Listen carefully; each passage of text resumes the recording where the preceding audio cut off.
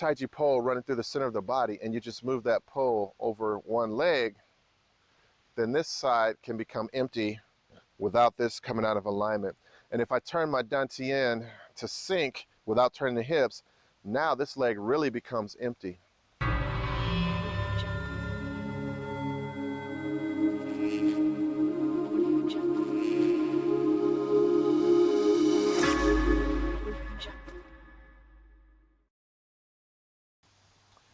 Hi, today I want to talk about the Kua and the Dan Tian relationship.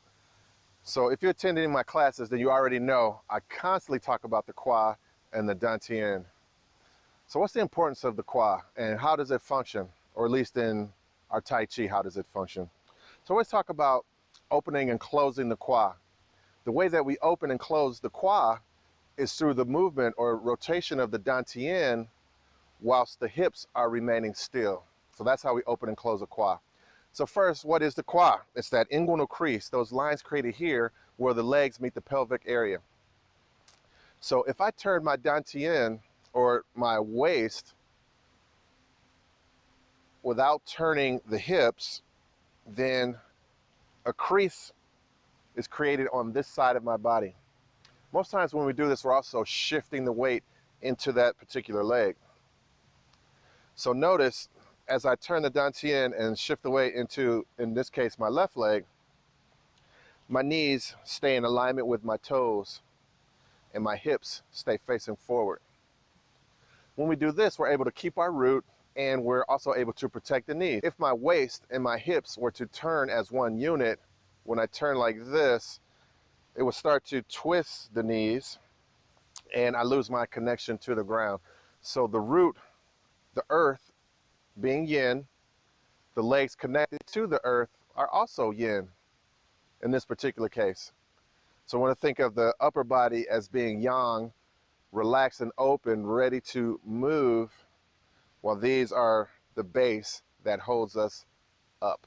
Going back to the Dan Tian rotation, if you can sink in the legs, relax into the Kua, releasing the Dan Tian, you can turn the waist without turning the hips.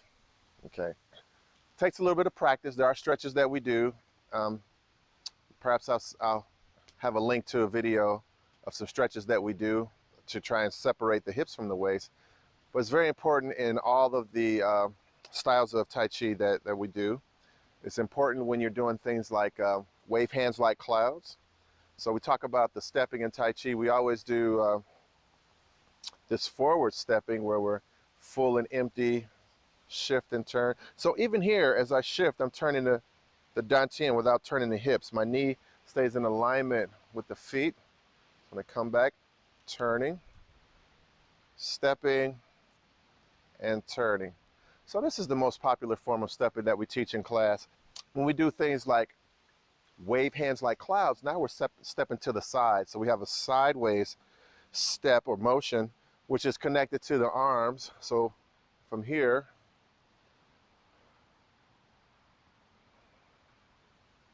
this is waving hand like clouds. So what is the Kua, the Dan Tian, and the legs? What are they doing?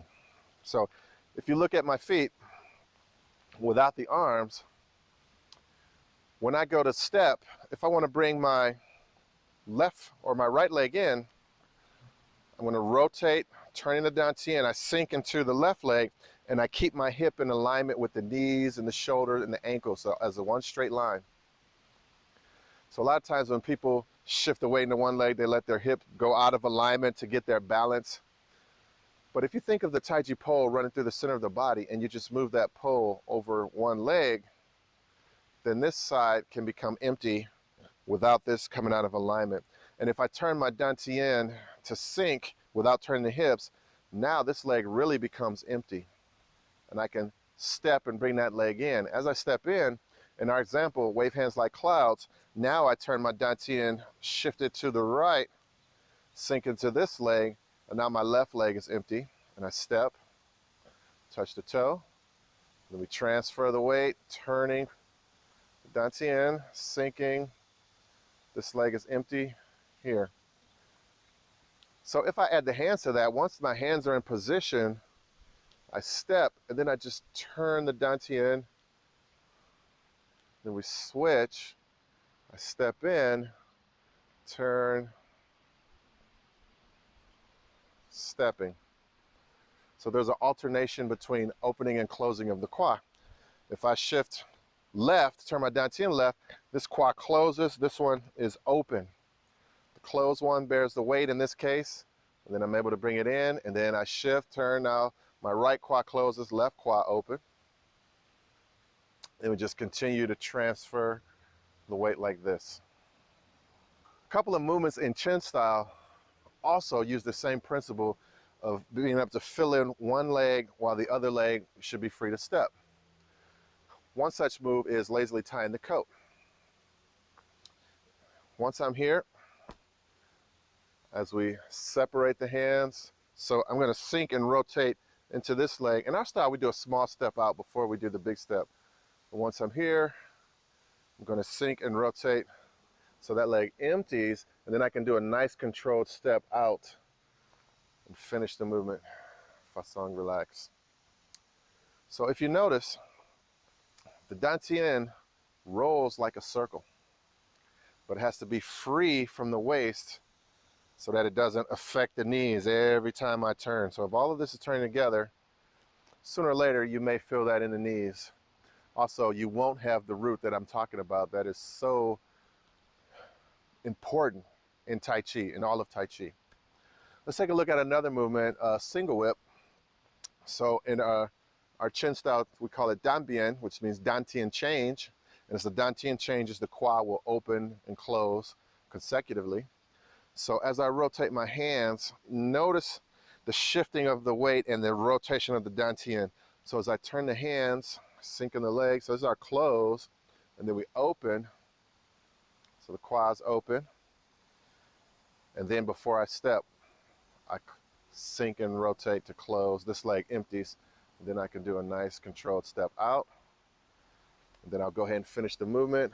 Rotate, across, release.